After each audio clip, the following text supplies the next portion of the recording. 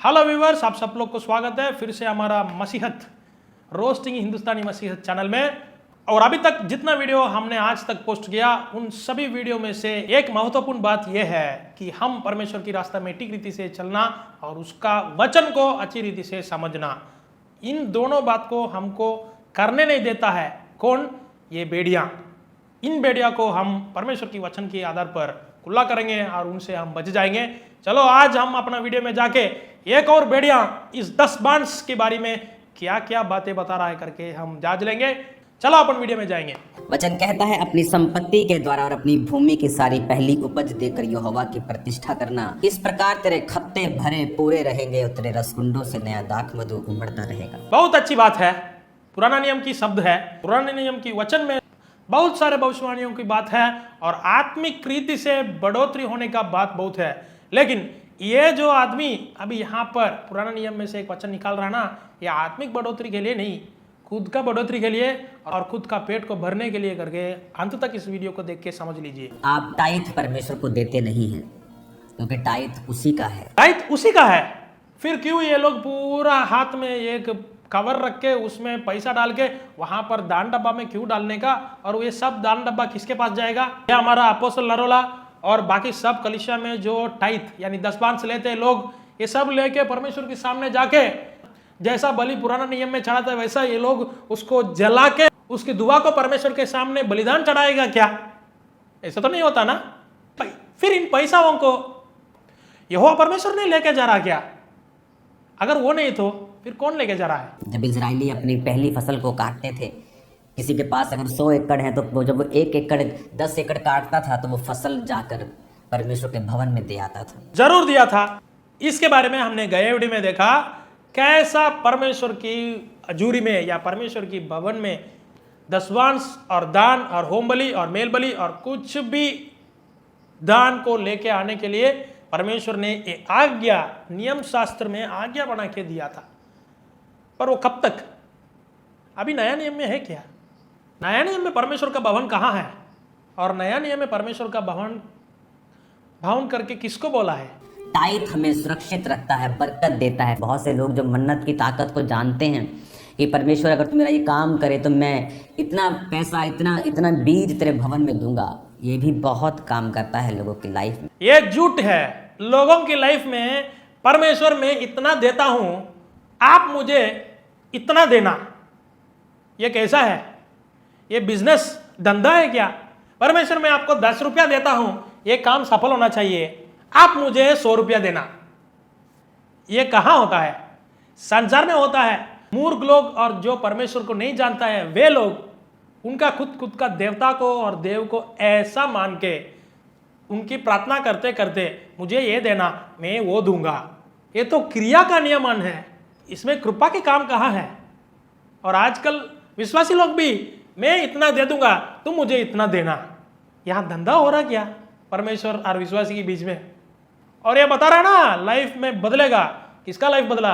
अभी तक जो गरीब आदमी है उनका कलीसिया में और बहुत सारे कलीसिया में वो दान दे रहा और 10 बांस दे रहा, अभी तक वो गरीबी परिस्थिति में ही है। पर ये जो आदमी को देखो, हर एक मीटिंग में हर एक कपड़ा बदलता है, जो कपड़ा पहना उसको वापस नहीं पहनते। अच्छा खाना, अच्छा कार लेके घूमना। इसकी तरह कितना लोगों का लाइफ बदला। और विश्वासी का लाइफ 10 बांस देने में ही है। और यहोवा परमेश्वर के नाम बोल के इन्होंने उनका 10 बांस लेते ऐसा इन लोगों का बढ़ोतरी चल रहा है। ये वाव की पावर है, ये मन्नत की पावर है जो बिब्लिकल है। बाइबल में 2 भाग है, पुराना नियम और नया नियम। कौन सा नियम का विश्वासी है आप लोग? पुराना नियम का और नया नियम का? ये पूरा पुराना नियम की बातों को लेकर नया नियम के विश्वासी को धमका रहा है और धोखा दे रहा है। इन दोनों के बीच में जो तुलना है उसको कौन सिखाएगा? और परमेश्वर की दास बोलकर सारे पुराना नियम की बातें कर रहे हैं। वचन कहता है कि बरनबास ने जब अपने पूरी प्रॉपर्टी को परमेश्वर के पांव में रख दिया था तो आने वाले समय का वो प्रेरित बन गया था। ये भी 100% झूठी बात है। नया नियम पे आ गया हमारा अपोस्तल साहब, पर एक बात को भूल गया। बरनबास अपना संपत्ति को बेचकर प्रेरितों को, 6 लोगों को प्रेरितों के काम 4 अध्याय में दे रहा था।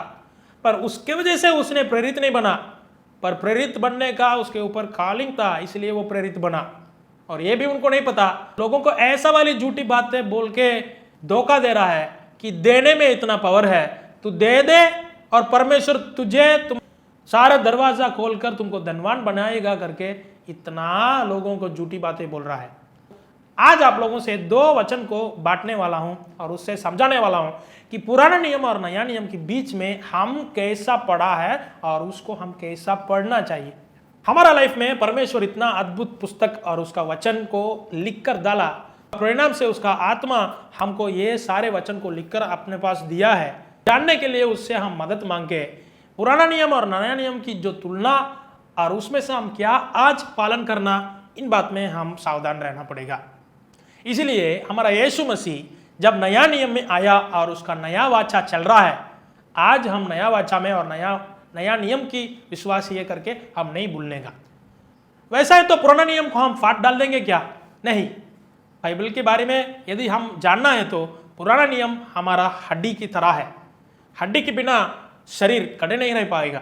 इसलिए यदि हम पुराना नियम और नया नियम को समझना और जांचना है तो इस दशवांश के विषय में थोड़ा सा हम पुराना नियम में पिछले वीडियो में थोड़ा बहुत वचनों को देखा, लेकिन और अच्छी तरह से समझना है तो यीशु बाप क्या कह रहा है उसको भी हम समझ लेंगे। मत्ती रचित सुवार्ता 13वीं अध्याय उसकी 51 और 52 वचन को मैं पढ़ लूंगा, ध्यान से सुनिए। क्या तुमने ये सब बातों समझी? कौन सा बातों समझी? यीशु मसीह राज्य का सुसमाचार को कुछ कुछ कहानियां के साथ, उदाहरण के साथ समझा रहा था 13वीं अध्याय में, वो भी भविष्यवाणी पूरा होने के लिए। उसको समझाने के बाद चेले लोग को देख के कह रहा था, समझी? उन्होंने उससे कहा हाँ। उसने उनसे कहा, इसलिए हर एक शास्त्री जो स्वर्ग के राज्य का चेला बना है उस गृहस्थ के समान है जो अपने भंडार से नई और पुरानी वस्तुओं निकालता है। यीशु मसीह ने यहाँ ठीक रीति से हमको समझा रहा है। एक शास्त्री यानी बाइबल परमेश्वर का वचन को बांटने वाला एक टीचर कैसा रहना चाहिए? पुराना और नया वस्तुओं को मिला के देना पड़ेगा। अगर पुराना नियम की बातों को और नया नियम की बातों को मिला के प्रचार नहीं करेंगे या समझाएंगे नहीं या शिक्षा नहीं देंगे, उसके कारण क्या है, इसकी कारण क्या है, ये बांट के नहीं देंगे तो वो अच्छी तरह का शास्त्री नहीं बनेगा। पुराना नियम की बातों को नया नियम की प्रकाशन में हम नहीं प्रचार करेंगे और उसकी तरह प्रचार हम नहीं सुनेंगे तो हम धोखा पाएंगे। हमारा प्रेरित पौलुस ने क्या लिखा है वो भी पढ़ लेंगे। 2 तीमुथियुस उसका 2 अध्याय 15वीं कलम। अपने आप को परमेश्वर का ग्रहण योग्य और ऐसा काम करने वाला ठहराना का प्रयत्न कर जो लज्जित होने ना पाए और जो सत्य के वचन को ठीक रीति से काम में लाता है। ठीक रीति से वचन को बांटना चाहिए। इसलिए अंग्रेजी में लिखा है राइटली डिवाइड द वर्ड।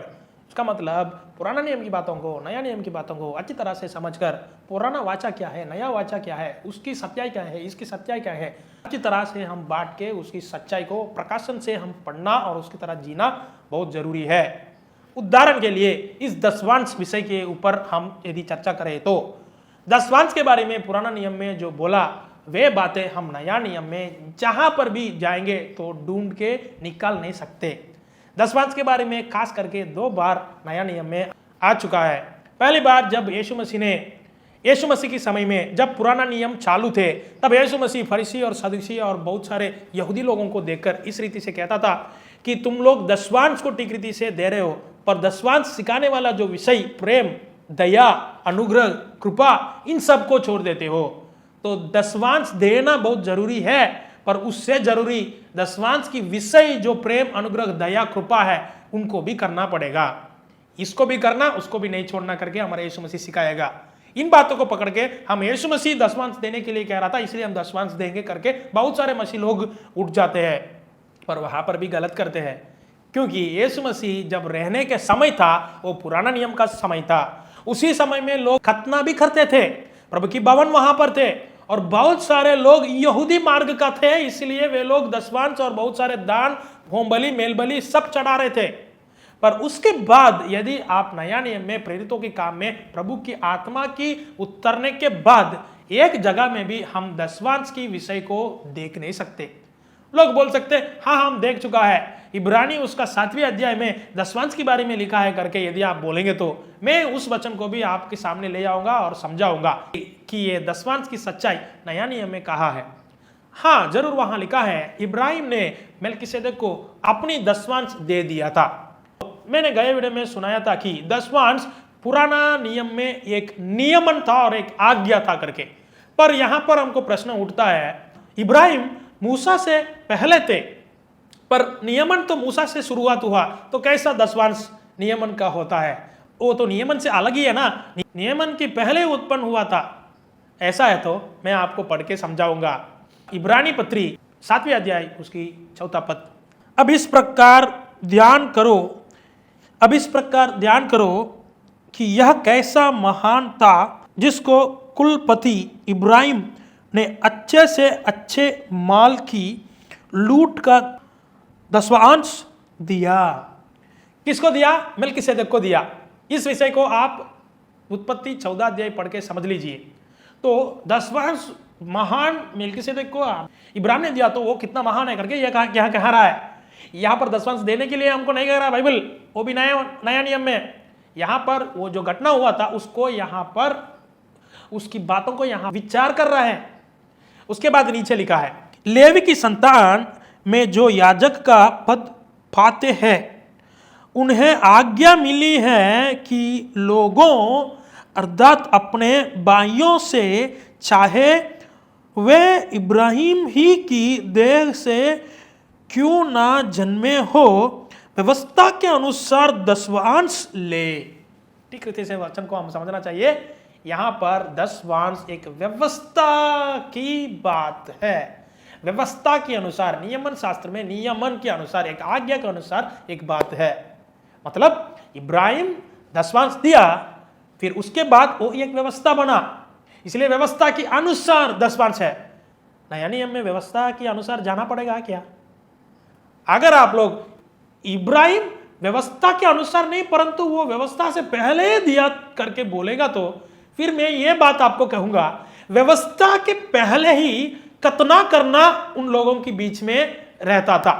कतना मतलब क्या, समझ लेना। उत्पत्ति 17 अध्याय उसका 11वीं और 12वीं पद। तुम अपनी अपनी खलड़ी का कतना करा लेना, जो वाचा मेरे और तुम्हारे बीच में है उसका यही चिन्ह होगा। पीढ़ी पीढ़ी में केवल तेरे वंश ही के लोग नहीं, पर जो तेरे घर में उत्पन्न हो वह परदेशियों को रुपा देकर मोल लिए जाए। ऐसा सब पुरुष भी सब 8 दिन के हो जाए, तब उनका खतना किए जाए। यहां पर साफ रीति से हम पढ़ सकते हैं कि खतना करना भी व्यवस्था से पहले हुआ। व्यवस्था से पहले हुआ मतलब खतना करना व्यवस्था में नहीं आया, परंतु इब्राहिम को परमेश्वर एक चिन्ह की तरह दिया शरीर में खतना करने का। पर यह व्यवस्था कब बनी? जब इज़राइल लोग बहुत बड़ी जाति और भीड़ बन गई और मूसा ने उनको मिस्र देश से ले आ रहा था और उनको व्यवस्था दे रहा था, नियमन दे रहा था, आज्ञा उनको दे रहा था परमेश्वर की ओर से। तब लेवी व्यवस्था में 12वें अध्याय में पूरा हम पढ़ सकते हैं खतना के बारे में, वो भी पढ़ के सुनाऊंगा, ठीक रीति से समझना। 12वें अध्याय उसकी 3री पद, और 8वें दिन लड़के का खतना किए जाए, और नीचे उसके बारे में विवरण लिखा है। तो मैं ये बोल रहा हूं, खतना भी नियम शास्त्र का था, खतना भी व्यवस्था था, पर खतना व्यवस्था से पहले इब्राहिम को परमेश्वर ने बता के और चिन्ह की तरह दिया था। उसकी तरह दसवांश भी व्यवस्था था, दसवांश भी नियमन के अनुसार था, लेकिन उससे पहले भी दसवांश इब्राहिम ने मेल्किसेदेक को दिया था। मेरा बिंदु अभी आ रहा है। यदि आप लोग कह रहे हैं कि दसवांश परमेश्वर का है, व्यवस्था की नहीं है, वो उससे पहले होता, तो मैं ये कह रहा हूं कि दसवांश देने वाला हर एक व्यक्ति खतना भी करना पड़ेगा, क्योंकि खतना व्यवस्था में है तो उससे पहले भी किया गया, तो खतना भी करना पड़ेगा। कर सकते हैं क्या?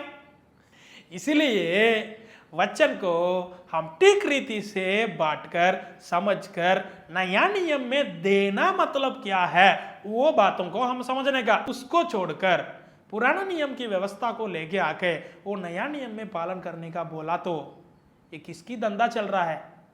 चेला बनने का या उनकी पेट बढ़ाने का? तो आप लोगों को सोचने के लिए यही बात है कि दसवांश करके पुराना नियम का एक नियमन को और व्यवस्था को बोलकर पैसा उठाने का धंधा क्यों करते हैं, और पैसा उठाने का धंधा करते करते विश्वासी लोगों का मन को क्यों बदलते हैं कि नया नियम में और पुराने नियम का जो तुलना और ठीक रीति से समझना वो नहीं सिखाते। अगर ऐसा पुराना नियम की बातों को लेके आके नया नियम में बोलकर उसके द्वारा धंधा पाएंगे तो खतना करना भी जरूरी है।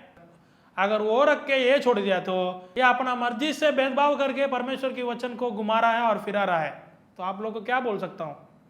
तो मेरा कहना यही है, इस वीडियो का यही उद्देश्य है कि अगर दसवांश देना नया नियम में भी चालू है तो खतना करना भी चालू करना पड़ेगा। सोच लीजिए, और जो दान दे रहा है वो पुराना नियम के अनुसार दे रहा है या नया नियम के अनुसार दे रहा करके थोड़ा जांच लीजिए। बाय।